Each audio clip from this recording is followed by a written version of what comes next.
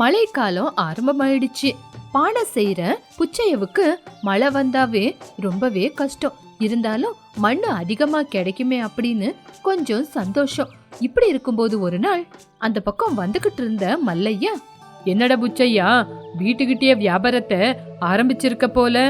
ஆமாண்டா, மழை வரும்போது பானைய வெளியே தூக்கிட்டு போய் விற்க முடியாதுல்ல, அதனாலதான் வீட்டுக்கிட்டே வியாபாரத்தை ஆரம்பிச்சிட்டேன். பரவாயில்லடா, உக்காந்த இடத்துலயே வியாபாரம் செய்யற. சரி சரி, என்னோட கதை இருக்கட்டும். நீ என்ன இன்னைக்கு விறகு உடைக்க போலியா? ஏய், இன்னைக்கு கொஞ்ச நேரம் தூங்கிட்டேன்டா. இப்ப போய் விறகு உடைக்க சொன்னா எப்படிடா விறகு உடைக்கிறது? அதுதான் என்ன பண்றதுன்னு பாக்குறேன். என்ன மல்லையா அப்படி சொல்ற? வேலை செய்ய எப்பவுமே சோம்பேறித்தனம் படக்கூடாது. உனக்கு என்னப்பா, உக்காந்த இடத்துலயே வேலை செய்வ? எனக்கு சொல்லு, எங்க மரம் இருக்குன்னு பார்த்து விறகு ஒடிச்சு கொண்டு போய் மார்க்கெட்ல விக்கணும். மல்லையா, உன்ன மாதிரி சோம்பேறியா இருந்தா அவ்வளவுதான். நான் மழை வரும் அப்படின்னு முதல்லயே நிறைய மண்ணை கொண்டு வந்து பானை செய்யறதுக்காக வீட்டுல சேர்த்து வச்சிருக்கேன். எதிர்காலத்தை பத்தி யோசிக்காம வேலை செய்யறவன் நீ. ஆனா நான் மழை வரும்னு தெரிஞ்சே 3 நாளுக்கு முன்னாடியே மண்ணை கொண்டு வந்து எடுத்து வச்சிருக்கேன். நம்ம இப்பவே கொஞ்சம் கஷ்டப்பட்டா முன்னாடி கொஞ்ச நாளுக்கு நல்லா இருக்கலாம். நீ கூட இப்பவே காட்டுக்கு போய் நிறைய விறகுங்களை உடைச்சி கொண்டு வந்து சேர்த்து வச்சேன்னா மழையில கொஞ்சம் அதிக லாபத்துக்கு விக்கலாம். அது உனக்கும் நல்லது தானே? புச்சையா, போதண்டா, நிறுத்து. எவ்வளவுதான் பேசுவ? சரி, நான் இன்னும் கிளம்புறேன் அப்படி சொல்லி அங்கிருந்து கிளம்புனா மல்லையா. சரிடா, கொஞ்சம் யோசிச்சு முடிவெடு, அதுதான் எதிர்காலத்துக்கு நல்லது. இவன் ஒரு தடவை கஷ்டப்பட்ட மட்டும்தான் கஷ்டத்தோட அருமை இவனுக்கு புரியும். இன்னைக்கு என்ன ஆனாலும் சரி, புச்சையாவோட அதிகம் சம்பாதிச்சு காட்டியே ஆகணும். இன்னைக்கு ஒரு நாள் ஆச்சு, ஊருக்குள்ள இருக்கிற ஜனங்க என்னோட பேரை சொல்லணும். அந்த அளவுக்கு நான் இன்னைக்கு சம்பாதிக்கணும் அப்படின்னு அவன் காட்டுக்கு போனான். காட்டுல இருக்கிற பெரிய பெரிய மரங்களை பார்த்தான். இப்படி அவன் கண்ணுக்கு ஒரு பெரிய மரம் கடிச்சது.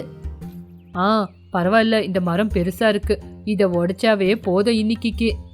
அட, என்ன இது, இவ்வளவு பெரிய மரத்துல ஏறவே முடியல, ரொம்ப மூச்சு வாங்குது.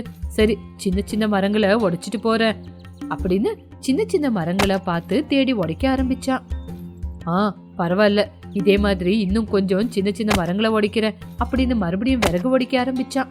இப்படி விறகுங்களெல்லாம் உடைச்சு அத சந்தைக்கு கொண்டு போய் வித்து அன்னைக்கு அதிக லாபத்தை சம்பாதிச்சான். இப்படி மல்லையா கர்வமா புச்சையா கிட்ட போய், புச்சையா, இங்க பாத்தியா, இன்னைக்கு நான் எவ்வளவு பணத்தை சம்பாதிச்சிருக்கேன் அப்படின்னு.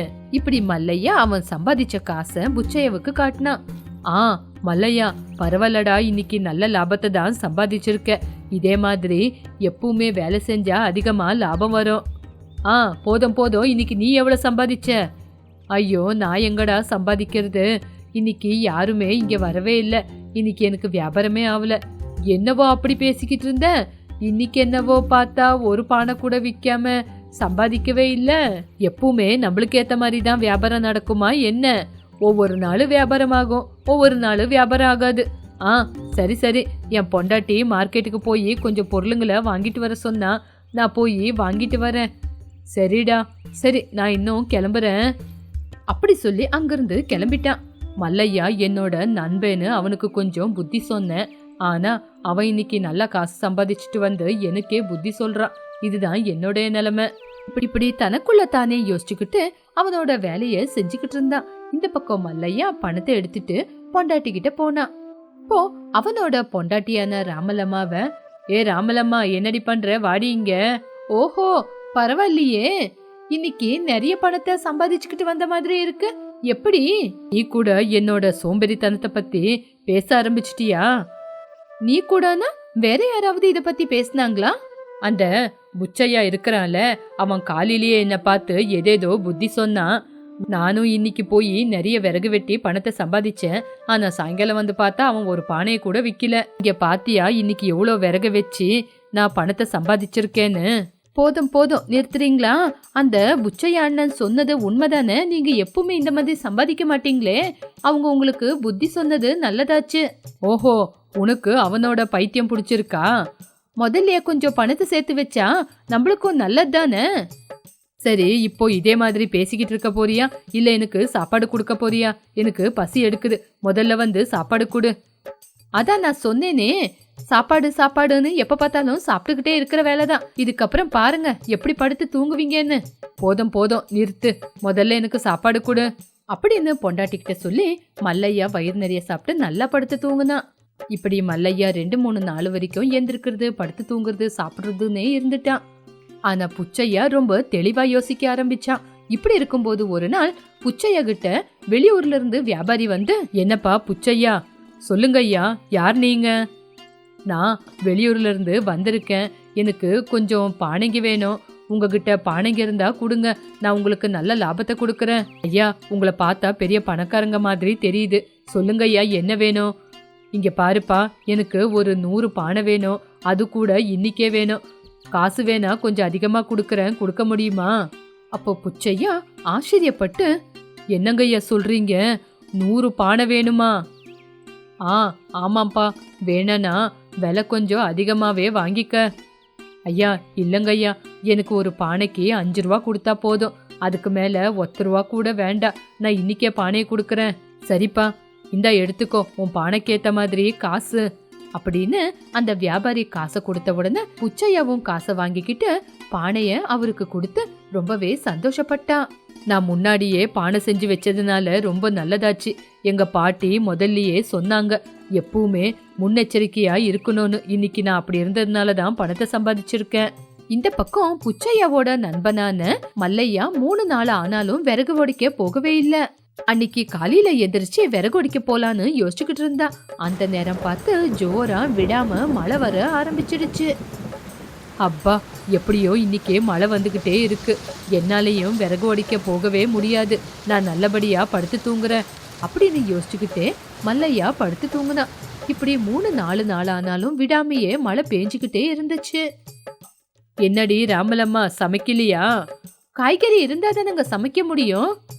காய்கறி இல்லனா மார்க்கெட்டுக்கு போய் எடுத்துட்டு வர வேண்டியது தானே. இப்படி ஒரே தடவை இல்லைன்னு சொன்னா எப்படி? நீங்க சம்பாதிச்சுக்கிட்டு வந்து கொடுத்த காசு அன்னிக்கே காலி ஆயிடுச்சு, இன்னும் காசுன்னா எங்க போறது? அப்போ இப்ப சாப்பிட எதுவுமே இல்லையா? இந்த மாதிரி மழையில வேலை கூட கிடைக்காதுடி. சரி, நான் போய் விறகு வெட்டி கொண்டு வரேன். இந்த மழையில எங்க போய் விறகு வெட்ட போறீங்க? பரவாயில்ல, விறகு வெட்டி கொண்டு வரலனா சாப்பாடுக்கு என்ன பண்றது அப்படின்னு மல்லையா காட்டுக்கு போனான். அட என்ன இது, இந்த மழை இப்படியே பேஞ்சுக்கிட்டு இருக்கு, ரோடு வேற ரொம்ப சேரா இருக்கு, விறகு தூக்கிக்கிட்டு எப்படி இந்த ரோட்ல நடந்து போறது? அது இல்லாம மரம் எல்லாம் தண்ணி குடிச்சிருக்கோம். ராமலம்மா கிட்ட விறகு வெட்டி பணத்தை கொண்டு வரேன்னு வேற சொல்லிட்டேன், இப்போ என்ன பண்றது? வெறும் கையை வீசிக்கிட்டு வீட்டுக்கும் போக முடியாது. அந்த புச்சையோட வார்த்தையை கேட்டிருந்தா இன்னைக்கு நான் இவ்வளோ கஷ்டப்பட வேண்டிய அவசியமே இருந்திருக்காது அப்படின்னு ரொம்ப கவலையோட யோசிச்சுக்கிட்டு புச்சைய கிட்ட போனா. இன்னைக்கு வீட்டுக்கு தேவையான பொருளுங்களை வாங்குறதுக்காக புச்சைய கிட்ட கடன் கேட்டு பார்க்கலாம் அவன் கொடுக்கறானான்னு. என்னடா மல்லையா, எப்படி இருக்க? எப்படி போகுது உன்னோட வியாபாரம்? என்னடா சொல்ற புச்சையா, மழை இருக்கிறதுனால 5 நாளா நானும் சோம்பேறியா விறகொடிக்கவே போல, இப்போ சாப்பிடக்கூட ஒண்ணுமே இல்ல, ராமலம்மா கிட்டயும் சண்டை போட்டு வந்திருக்கேன். ஐயோ மல்லையா, ஏன்டா இப்படி பண்ண? நான் தான் உனக்கு முதல்லயே சொன்னேனே, இப்ப பாத்தியா நீ எவ்வளோ கஷ்டப்படுறேன்னு. இதுக்கு தாண்டா நான் முதல்லயே கஷ்டப்படுன்னு சொன்னேன். சரிடா, இப்போ நீ கவலைப்படாத, என்கிட்ட கொஞ்சம் பணத்தை இருக்கு, நானும் உனக்காக அந்த பணத்தை கொண்டு வந்து கொடுக்கறேன். ரொம்ப நன்றிடா, உன்ன மாதிரி ஒரு நண்பன் கிடைச்சது நான் செஞ்ச புண்ணியண்டா. இந்த மாதிரி சோம்பேறிக்கு உன்ன மாதிரி ஒரு நல்ல ஃப்ரெண்ட்ஸு எப்பவுமே தேவைடா. உனக்கு நன்றி சொன்னாலும் பத்தாது. சரிடா, என்கிட்ட எப்போ காசு இருக்கோ அப்போ உனக்கு இந்த பணத்தை திருப்பி கொடுத்துட்றேன் அப்படின்னு சொல்லி மல்லையாவும் அங்கிருந்து கிளம்புனா. இப்படி வழியில போகும்போது மல்லையா, அன்னிக்கே புச்சையாவோட பேச்சை கேட்டிருந்தா இன்னைக்கு எனக்கு இந்த மாதிரி ஒரு நிலைமை வந்திருக்காது. இதுக்கப்புறம் சோம்பேறியா வீட்டுல இருக்காம போய் வேலை செஞ்சு பணத்தை சம்பாதிக்கணும். இப்படி மல்லண்ணா ஒவ்வொரு நாளும் விறகு ஒடிக்க போய் நிறைய பணத்தை சம்பாதிச்சு ரொம்ப நல்லா வியாபாரத்தை செஞ்சுக்கிட்டு இருந்தா. இப்படி அவனோட சோம்பேறித்தனம் அவனை விட்டு தூரமாச்சு. பாட்டி, நம்ம டியூஷனுக்கு வர எல்லா பசங்களும் நல்லா படிக்கிறாங்களாம் பாட்டி. அவங்க அப்பா அம்மா என்ன பார்த்து சொன்னாங்க, எங்க பசங்க உங்ககிட்ட வந்ததுக்கு அப்புறம் நல்லா படிக்கிறாங்கன்னு. இது எல்லாத்துக்கும் காரணம் நீங்க தான் பாட்டி. இல்லம்மா, இது எல்லாமே உன்னோட கஷ்டத்தினாலதான் நடந்தது. அவங்க அப்பா அம்மாவுக்கு உன் மேல நம்பிக்கை வந்தது. இது எல்லாமே உன்னாலதான் நடந்தது பாட்டி. இப்பதான் பாட்டி எனக்கும் புரியுது, வாழ்க்கைனா என்ன, எப்படி வாழணும் அப்படின்னு. நான் இப்படிதான் வாழணும், இப்படிதான் இருக்கணும் அப்படின்னு கொஞ்ச நாளுக்கு முன்னாடி நீங்க தான் சொல்லி கொடுத்தீங்க. நீ அவ்வளவு புரிஞ்சுக்கிட்டலம்மா, எனக்கு அது போதும் அப்படின்னு பேசிக்கிட்டு இருக்கும்போது சுதாகர் வீட்டுக்கு வந்தான். என்ன காலையிலயோ பாட்டியும் பேட்டியும் டியூஷன் பத்தி பேசுறீங்க? டியூஷனுக்கு வர பசங்க நல்லா படிக்கிறாங்கங்க. ஆமா பாட்டி, நம்ம ஊர்கா வியாபாரம் கூட ரொம்ப நல்லா நடக்குது. எல்லாரும் கேட்டு கேட்டு வாங்குறாங்க அப்படின்னா எப்படி வியாபாரம் ஆகுதுன்னு நீங்களே யோசிச்சு பாருங்க. எல்லாரும் நம்மளையே தேடி வந்து ஊர்காவை வாங்குறாங்க அப்படின்னா நம்ம நாணயமா நம்பிக்கையா வியாபாரத்தை வச்சிருக்கோம். அதனாலதான் எல்லாரும் நம்மகிட்டயே வந்து ஊர்காவை வாங்கிட்டு போறாங்க. வியாபாரத்துல எந்த ஒரு கலப்படம் இல்லாம நம்ம வியாபாரம் செஞ்சாவே போதும், எல்லாரும் நம்மளையே தேடி வருவாங்க. இது எல்லாமே உங்களாலதான் பாட்டி. இந்த ரங்கசமுத்திரம் முழுக்க நம்ம வியாபாரம் நல்லா நடக்குது அப்படின்னா அதுக்கு காரணமே நீங்க தான். சாரதம்மா வியாபாரத்து மேல சித்தையாவோட பார்வைப்பட்டது. நான் எல்லா ஊர்லயும் ஊர்கா வியாபாரம் செய்யறேன், ஆனா இந்த ரங்கசமுத்திரத்துல மட்டும்தான் என்னோட வியாபாரம் நடக்கவே மாட்டேங்குது.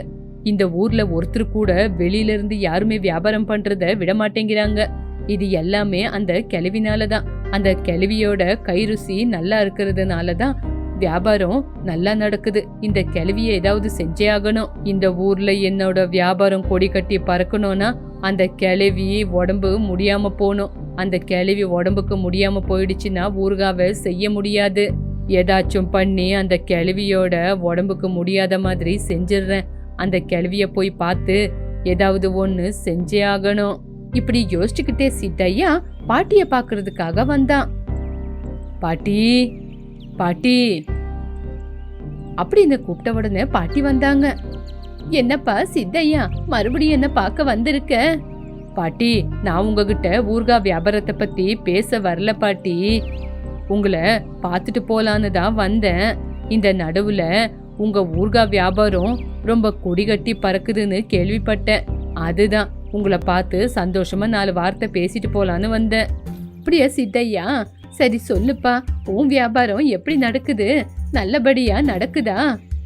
ஆம் பாட்டி, என்னோட வியாபாரத்துக்கு என்ன, என் வியாபாரம் உங்க வியாபாரம் இல்லாத இடத்துல நல்லா நடக்குது. இந்த ஊர்ல தவிர எங்க ஊர்ல எல்லாம் மத்த ஊர்ல எல்லா இடத்துலயும் என்னோட வியாபாரம் ரொம்ப நல்லாவே நடக்குது பாட்டி. ஆமா சித்தையா, நீ புத்திசாலி. வியாபாரம் எப்படி செய்யணும் எங்க செய்யணும்னு ரொம்ப நல்லா தெரிஞ்சவன். அதனாலதான் இன்னைக்கு உன்னோட வியாபாரம் ரொம்ப நல்லா நடக்குது. பாட்டி, நான் உங்களை பார்க்க வரேன் அப்படின்னு என் ஊர்லயே ஃபேமஸான ஸ்வீட்ஸை கொண்டு வந்திருக்கேன், வாங்கி சாப்பிட்டு பாருங்க அப்படின்னு அவன் கையில இருக்கிற ஸ்வீட் பாக்ஸ பாட்டிக்கு கொடுத்தான். ஏன்பா இதெல்லாம்? எதுக்காக வரும்போது ஸ்வீட்ஸ் கொண்டு வந்திருக்க? இதெல்லாம் எனக்கு வேண்டாம்ப்பா. ஐயோ பாட்டி, ஏன் அப்படி சொல்றீங்க? நம்ம எல்லாம் சொந்தக்காரங்களை பார்க்க வரும்போது சும்மா வெறும் கையை வீசிக்கிட்டு வர முடியுமா? சித்தையா அப்படி சொன்ன உடனே பாட்டி அந்த ஸ்வீட்டை வாங்கி சாப்பிட்டு பார்த்தாங்க. ரொம்ப நாளுக்கு அப்புறம் எங்க அம்மா கையால ஸ்வீட் சாப்பிட்ட மாதிரியே இருக்குப்பா. அப்படியா பாட்டி, ரொம்ப சந்தோஷம். இந்த ஸ்வீட் எல்லாம் நீங்களே சாப்பிடுங்க. உங்க பேரன் பேத்திக்கு வேணும்னா சொல்லி அனுப்புங்க, மறுபடியும் அவங்களுக்கும் வாங்கிட்டு வந்து கொடுக்கறேன். சரிப்பா. சரிங்க பாட்டி, நான் இன்னும் கிளம்புறேன். சரிப்பா, பத்திரமா போயிட்டு வா அப்படின்னு சொன்ன உடனே சித்தையா கிளம்பிட்டான். எப்படியும் இந்த ஸ்வீட்டை இந்த கிழவிக்கு கொடுத்தாச்சு. இதுக்கப்புறம் இந்த ஸ்வீட்டை சாப்பிட்டுட்டு இந்த கிழவி எப்படி வியாபாரம் செய்யறான்னு நான் பாக்குறேன். மருந்து கலக்கி கொடுத்த ஸ்வீட்டை சாப்பிட்டுருக்கால, இதுக்கப்புறம் இந்த கிழவி படுத்த படுக்கையாவே ஆயிடுவா. இப்படி சித்தையா சந்தோஷமா அவனோட வீட்டுக்கு கிளம்பி போனான். இப்படி 2 நாளுக்கு அப்புறம் ஸ்வீட் சாப்பிட்டதுனால பாட்டியும் படுத்த படுக்கையாவே ஆயிட்டாங்க. என்ன இது, எப்பவுமே காலையில சீக்கிரமா எந்திரிச்சு எல்லா வேலையும் செய்வாங்க பாட்டி, எதுக்காக இன்னைக்கு இப்படி படுத்திருக்காங்க? பாட்டிக்கு என்னாச்சுன்னே தெரியல. இவங்களுக்கு உடம்புக்கு முடியலன்னு நினைக்கிறேன். பாட்டி பாட்டி எந்திருங்க பாட்டி, என்னாச்சு? ஏன் இப்படி படுத்த படுக்கையாவே இருக்கீங்க? உடம்புக்கு முடியலையா? டாக்டரை கூட்டி வரட்டா? ஆமாம்மா, 2 நாளாவே எந்திரிச்சு உட்கார முடியல, நிக்க முடியல, ரொம்ப சோர்வா இருக்குமா. இப்படி பாட்டி வைத்திய கிட்ட சொல்லிக்கிட்டு இருக்கும்போது வார்த்தையை கேட்ட சுதாக்கு, பாட்டி உடம்புக்கு முடியல அப்படின்னா சொல்ல மாட்டீங்களா? இப்படியே உடம்புக்கு முடியலன்னு படுத்த படுக்கையாவே இருப்பீங்களா? இல்லப்பா, என்னவோ கொஞ்சம் முடியல.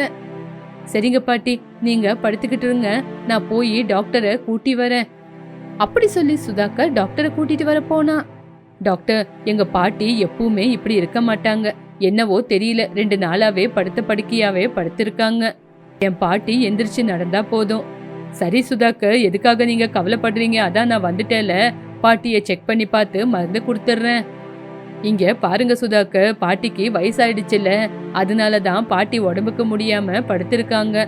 பாட்டி கையால கொஞ்ச நாளைக்கு எந்த வேலையும் செய்ய வைக்காதீங்க. சரிங்க டாக்டர், பாட்டியை இன்னும் நான் பாத்துக்கிறேன். அப்படி சொன்ன உடனே டாக்டருக்கு காசை கொடுத்து அங்கிருந்து அனுப்பிட்டாங்க. டாக்டர் வெளியே வந்துட்டு சிரிச்சுக்கிட்டே, சித்தையா சொன்ன மாதிரியே இங்க வந்து அப்படியே சொல்லிட்டேன். எனக்கு 2 பக்கத்துல இருந்தும் நல்லபடியா லாபம் வந்தது. சித்தையா கிட்ட இருந்து காசு வாங்கி பாட்டிக்கு உடம்புக்கு முடியல அப்படின்னு பொய் சொல்லியிருக்கேன். இந்த விஷயம் மட்டும் யாருக்கும் தெரியக்கூடாது. இப்படி டாக்டர் பணத்துக்கு ஆசைப்பட்டு பொய் சொன்னது மட்டும் இல்லாம சந்தோஷப்பட்டுக்கிட்டு அங்கிருந்து கிளம்பி போயிட்டாரு. பாட்டி, கொஞ்ச நாளுக்கு நீங்க எந்த வேலையும் செய்யறது வேண்டாம். என்ன வேலையா இருந்தாலும் நானும் வைதேகியும் பாத்துக்கிறோம். நீங்க கவலைப்படாதீங்க. ஏன்பா, அப்ப ஊர்காவை யார் பண்றது? எனக்கு ஒண்ணு இல்ல, நானே ஊர்கா வியாபாரத்தை செய்யறேன். இங்க பாருங்க பாட்டி, நீங்க அத பத்தி எந்த கவலையும் பண்ணாதீங்க. நாங்க சுத்தபத்தமா கலப்படம் இல்லாம செய்யறோம். சரிம்மா, ஆனா ஊர்கா வியாபாரத்திலேயாவட்டும் கலப்படம் ஆவாம சுத்தபத்தமா செஞ்சா எனக்கு அதுவே போதும், ருசி மாறவே கூடாது. சரிங்க பாட்டி, நீங்க கவலைப்படாதீங்க. நாங்க 2 பேரும் நாணயமா ஊர்கால எந்த ஒரு ருசியும் மாறாத மாதிரி நல்ல நம்பிக்கையோட ஊர்காவை செய்யறோம். ஆனா சித்தையா மட்டும் ஊருக்குள்ள வந்து ஊரு ஜனங்க முன்னாடி ஊரு ஜனங்களுக்கு இப்படி பிரச்சாரம் பண்ணாரு. இங்க பாருங்க ஊர் ஜனங்களே, நீங்க எல்லாரும் பாட்டி அவங்க கையால ஊர்கா செய்யறாங்க அப்படின்னு தானே அவங்க கை ருசிக்காகவே ஊர்காவை வாங்கிக்கிட்டு இருக்கீங்க. ஆனா பாட்டிக்கு இப்போ உடம்புக்கு முடியாம படுத்த படுக்கையாவே ஆயிட்டாங்க. அவங்க கை ருசி இனிமே வராது. அவங்களோட பேரனோ பேத்தியோ தான் ஊர்காவை செஞ்சு வியாபாரத்தை செஞ்சுக்கிட்டு இருக்காங்க. ஆனா என்னோட வியாபாரம் அப்படி இல்ல. நானே ஸ்வயமா என் கையால ஊர்காவை செய்யறேன். உங்களுக்கு எல்லாருக்கும் விருப்பம் இருந்தா இந்த ஒரு தடவை என் கையால ஊர்காவை வாங்கி ருசி பாருங்க. உங்களுக்கு பிடிச்சிருந்தா வாங்கிக்கங்க அப்படின்னு ஊர் ஜனங்களுக்கு பிரச்சாரம் பண்ணா சித்தையா. இப்படி சித்தையா சொன்னதுனால ஊர் ஜனங்க இந்த ஒரு தடவை சித்தையா கிட்ட ஊர்காவை வாங்கி சாப்பிட்டு பார்க்கலாம் அப்படின்னு சித்தையா கிட்ட ஊர்காவை வாங்க ஆரம்பிச்சாங்க. சாரதம்மாவோட ஊர்கா வியாபாரம் அப்படியே படுத்துருச்சு. ஒரு நாள் வைதேகி, பாட்டி பாட்டி, நம்ம ஊர்கா வியாபாரம் நல்லபடியா நடக்கல. அந்த சித்தையா நம்ம ஊர்ல வந்து ஊர்கா வியாபாரத்தை செஞ்சுக்கிட்டு இருக்கான். அப்படியாமா? என்ன என்ன ஆச்சு? எதனால இந்த மாதிரி நடந்துச்சு? இப்படி கொஞ்ச நாள் ஆனதுக்கு அப்புறம் சாரதம்மாவோட ஊர்கா வியாபாரம் நடக்கவே இல்ல. ஒரு நாள் வைதேகி சித்தையாவோட ஊர்காவை கொண்டு வந்தா. இது சித்தையா போட்ட ஊர்காவா? ஆமாம் பாட்டி, எல்லாரும் அவங்க கிட்டயே வாங்குறாங்கல்ல, அதுதான். ருசி எப்படி இருக்குன்னு பாக்கலான்னு வாங்கிட்டு வந்தேன். அப்படியா? கொஞ்சம் எனக்கும் கொடுமா அப்படின்னு பாட்டி கொஞ்சம் சாப்பிட்டு பார்த்தாங்க. இல்ல இல்ல, இதுல ஏதோ கலப்படம் நடந்திருக்கு. இந்த ஊர்கா நல்லாவே இல்ல. நான் இவ்வளோ வருஷமா ஊர்காவை செஞ்சுக்கிட்டு இருக்கேன். ஊர்காவை சாப்பிட்டு பார்த்த உடனே அதுல கலப்படம் இருக்கா இல்லையான்னு கண்டுபிடிச்சிருவேன். பாட்டி, அப்படின்னா இந்த ஊர்கால கலப்படம் இருக்கு அப்படின்னு ஊர் ஜனங்கிட்ட சொல்லாமா? வேண்டாமா? நம்ம வியாபாரம் நல்லபடியா நடக்கலன்னு சித்தையாவோட ஊர்காவை இப்படி சொல்றோன்னு எல்லாரும் யோசிச்சுக்குவாங்க. அதனால நம்ம அவன் ஊர்காவை தொடாம நம்மளே வியாபாரத்தை ஆரம்பிக்கலாம் அப்படின்னு பாட்டி முடிவெடுத்தாங்க. இப்படி மறுநாள் காலையிலேயே, வைதேகி வைதேகி, சொல்லுங்க பாட்டி. இனிமே நான் ஊர்கா வியாபாரத்தை ஆரம்பிக்கலான்னு இருக்கேன். அது கூட வீட்டுக்குள்ள இல்ல, நம்ம தெருவுலயே உக்காந்து வியாபாரத்தை செய்ய போறேன். அப்பதானே ஜனங்களுக்கு என் மேல நம்பிக்கை வரும், என் கை ருசிய பாக்குவாங்க. அதனால அவங்க கண்ணு முன்னாடியே செய்யறேன் அப்படின்னு சொல்லிக்கிட்டு இருக்கும்போது சுதாகர் வந்து, பாட்டி, உங்களுக்கு உடம்புக்கு முடியல. என் உடம்புக்கு என்னடா ஆச்சு? நான் நல்லா தாண்டா இருக்கேன். நானே ஊர்காவை செய்ய போறேன். சரிங்க பாட்டி, நீங்க எங்களுக்கும் சொல்லி கொடுங்க, எல்லாரும் முன்னாடி நாங்களும் செய்யறோம் அப்படி சொன்ன உடனே சுதாகர், பாட்டி, வைதேகி 3 பேரும் மரத்துக்கடியில வியாபாரத்தை செய்யலான்னு எல்லா பொருளுங்களையும் மரத்துக்கிட்ட கொண்டு போய் ஸ்வயமா ஊர்கா செய்ய ஆரம்பிச்சாங்க. சாரதம்மாவோட ஊர்கா வாசனை கேட்டு ஊரு ஜனங்க எல்லாருமே அங்க சேர்ந்தாங்க. இந்த கிழவி சாதாரணமான கிழவி இல்ல, ரொம்பவே புத்திசாலியான கிழவி. இன்னும் கொஞ்ச நேரம் நான் இங்கேயே நின்னுக்கிட்டு இருந்தேன்னா என்னோட ஊர்கால கலப்படம் ஆயிருக்குன்னு இந்த கிழவி எல்லாருக்கிட்டையும் சொல்லிடும். அதுக்கப்புறம் ஊரு ஜனங்க எல்லாம் வந்து என்கிட்ட சண்டை போட ஆரம்பிச்சிருவாங்க. இதுக்கப்புறம் இந்த ஊர்ல வியாபாரமே செய்யக்கூடாது, வெளியூர் போயிடுறேன் அப்படின்னு வெளியூருக்கு போயிட்டான். அதுக்கப்புறம் சாரதம்மா அவங்க ஊர்காவை செய்யறத பார்த்து ஊரு ஜனங்க எல்லாம் எப்பவும் போல மறுபடியும் அவங்க கிட்டயே வியாபாரத்தை ஆரம்பிச்சுட்டாங்க. இதனால சாரதம்மாவோட ஊர்கா வியாபாரம் மறுபடியும் நல்லபடியா நடந்தது.